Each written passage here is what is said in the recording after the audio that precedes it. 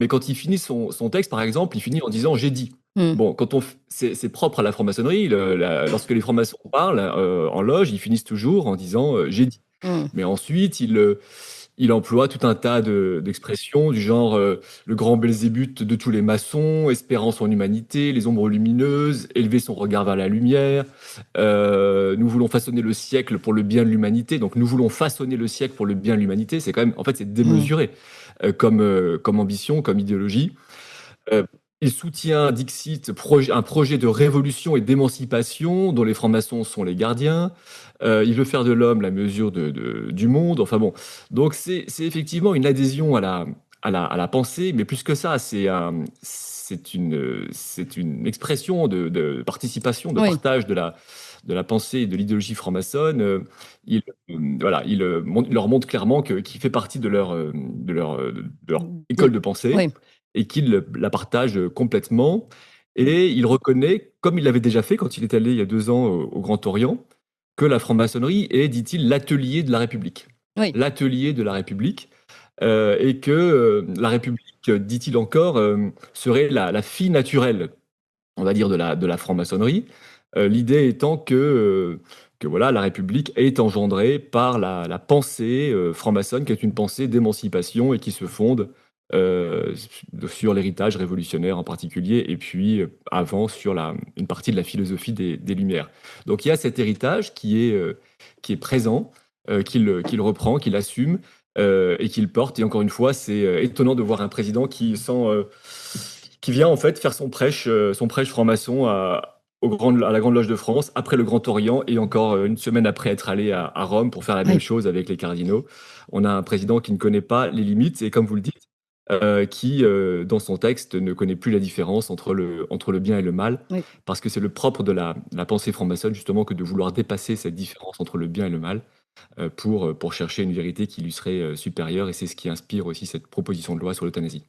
Elle ne prévoit pas de clause de conscience, donc pas de clause de conscience Oui. pour les personnels de santé. Et également, elle prévoit un délit d'entrave. Ça veut dire que les personnes qui voudraient essayer de convaincre un tiers de ne pas avoir recours à l'euthanasie pourraient être punies d'1 an de prison et de 15 000 euros d'amende. Donc imaginez, si vous voulez essayer de convaincre votre conjoint ou vos parents ou un proche de ne pas recourir à l'euthanasie, vous encourez 1 an de prison et 15 000 euros d'amende.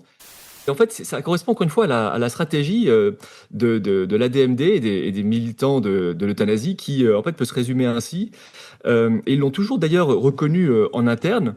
Ils ont un peu l'approche du pied dans la porte et du double discours. Ça veut dire que en interne, les militants de l'euthanasie ont toujours dit qu'ils voulaient aller loin. Ça veut dire qu'ils souhaitent l'euthanasie pour des raisons psychologiques, qu'ils souhaitent l'euthanasie des mineurs, ils souhaitent l'euthanasie pour Alzheimer, mais ils disaient que c'était pas le moment de le reconnaître, pas le moment de le dire, que c'était pas stratégique. Et ça, on Oui. le trouve dans les débats, dans les réunions d'assemblée générale de l'ADMD. Et donc, il y a ce double discours. Et ensuite, l'autre aspect, c'est de dire il faut qu'on obtienne maintenant le principe d'une loi qui permet l'euthanasie pour pouvoir ensuite, tous les ans, aller plus Grignoter. loin. Oui. Et là, il y a une citation intéressante, Jean-Louis Touraine, qui est un député franc-maçon, un ancien député franc-maçon, qui est très actif sur l'euthanasie, et qui a dit encore très récemment qu'ils veulent étendre sans cesse cette loi. Il explique qu'une fois qu'on aura mis le pied dans la porte, il faudra revenir tous les ans pour demander à étendre la loi sur l'euthanasie. Donc Oui. ça, c'est un discours qui est permanent. Il faut vraiment que les auditeurs soient conscients.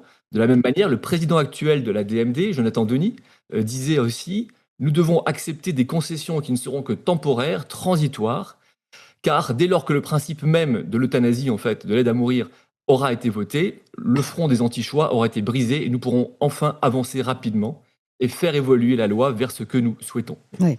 Donc, double discours interne. D'un côté, on essaye de rassurer, mais ensuite, une fois qu'on a brisé l'interdit de tuer, eh bien alors, on reviendra tous les ans pour aller sans cesse plus loin. C'est ça la tactique, on va dire, des militants de l'euthanasie.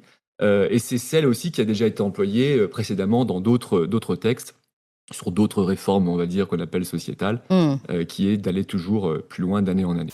Il y a deux conséquences qu'on peut tirer de cette conception de la dignité, qui est vraiment une conception franc-maçonne, qui donc l'associe à la volonté.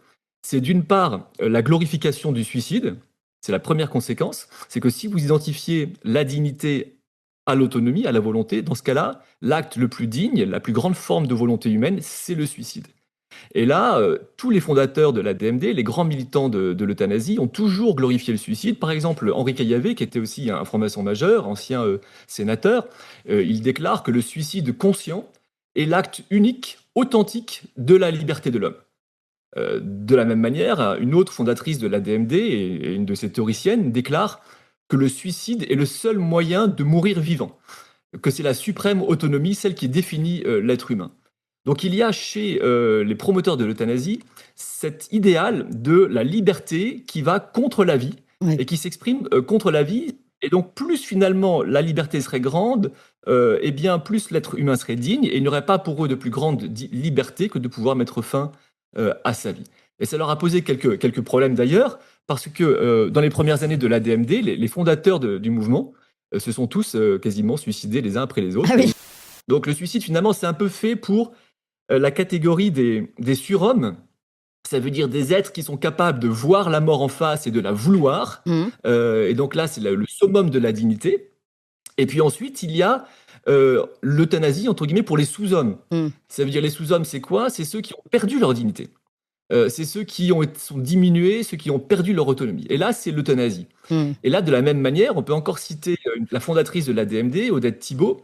Je cite, elle écrit « Tout individu qui ne possède plus les facultés donc d'autonomie peut être considéré dans un état sous-humain ou infra-humain, poussé à l'extrême dans le cas du débile profond. » Elle ajoute « Beaucoup d'individus sont des morts vivants, déjà morts à l'humain bien avant la fin de leur vie organique. » Et donc, si on est déjà mort de son point de vue parce qu'on a Alzheimer, parce qu'on est âgé, etc., Ouais. alors les tuer, pratiquer l'euthanasie, ce n'est plus un meurtre, voyez-vous, parce qu'ils seraient déjà morts, ils seraient déjà plus humains, bien qu'ayant encore une vie organique. Et elle ajoute, prolonger cette déchéance, donc la déchéance de la vieillesse, de la maladie, est, à mon avis, une des plus graves atteintes que l'on puisse porter à la dignité humaine. Et donc là, on voit bien une conception de la dignité qui est une conception nietzschéenne.